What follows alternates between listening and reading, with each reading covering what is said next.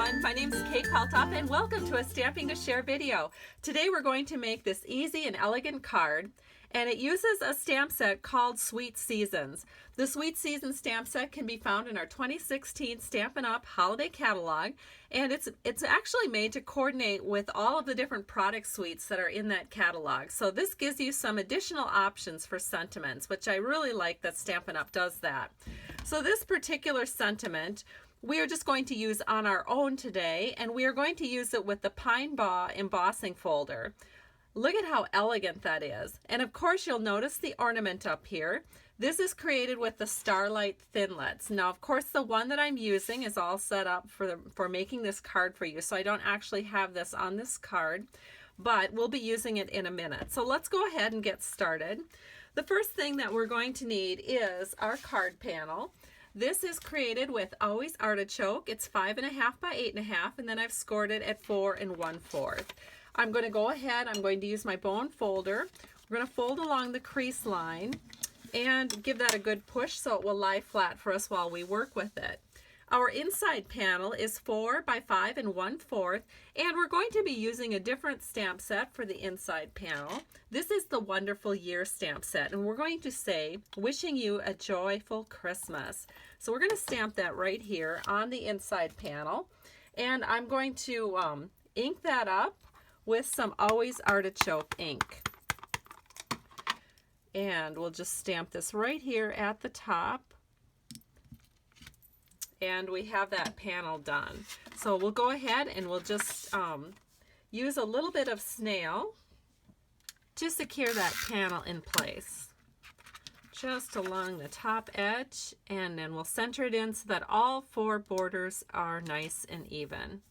Now for the outside panel, what we need is another piece of very vanilla paper. Again, 4 by 5 1/4. And we're going to run this through the Big Shot machine. Now, of course, I already did this just to save a little bit of time on the video, but you can see that this is that new Pine Bar embossing folder, and it is so lovely and elegant. And so normally when you use an embossing folder, we tend to want to put our papers in like this and then run it through the Big Shot machine. But to create this particular card design so that we can have our sentiment in the lower right hand corner, all I did was I just put the paper in like this, and I'll have to see if I can get it kind of lined up here for you.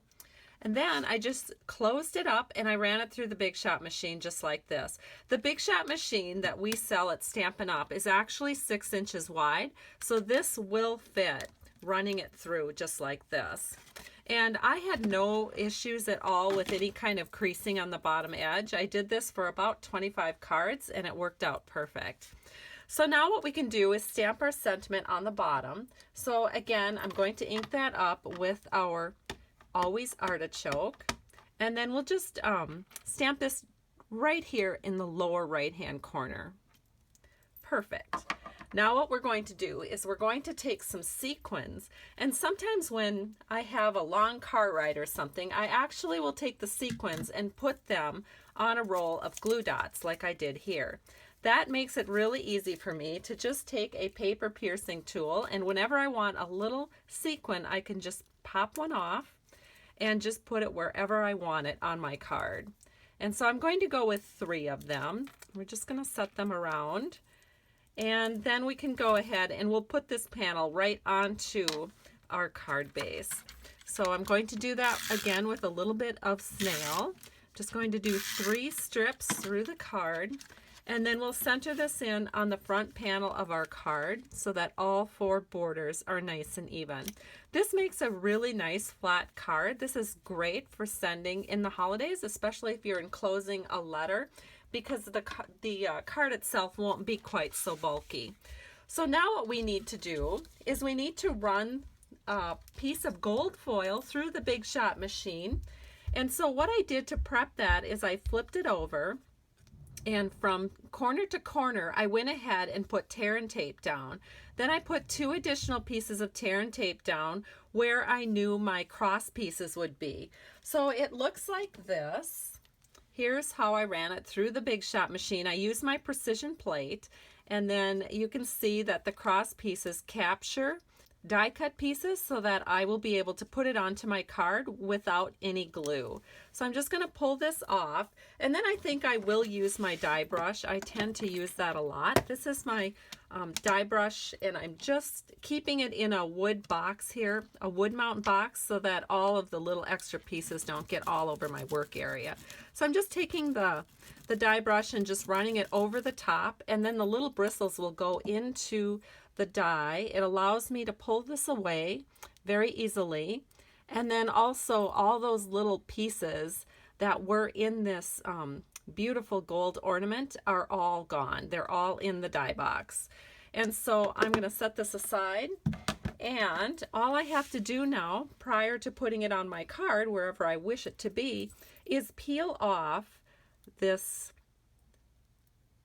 tear and tape. So I just grab it and I pull it down, and then I'm going to grab this piece, and then I'll grab this piece over here, and we have all of the pieces off. So all I have to do now is decide where I want it, and I think it looks good about right here. So now I'm just going to press it onto my card, and then I want to add some beautiful twine. This is one of our, I think this is a 3-pack of twine, and one of the colors is gold. The other color is garden green, and then we have a cherry cobbler. So this is the gold one. So I went ahead and I just tied off a little tiny bow.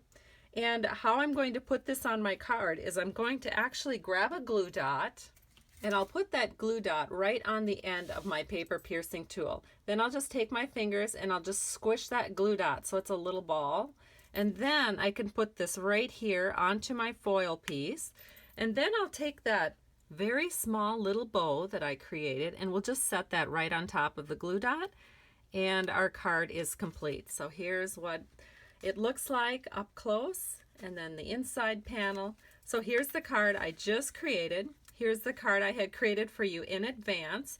And thank you so much for stopping by Stamping to Share. I truly appreciate you. If you're interested in placing a Stampin' Up! Product order, please see my blog at www.stampingtoshare.com, and I have links there for you to place product orders at my online Stampin' Up! Store. Have a great day. Bye-bye.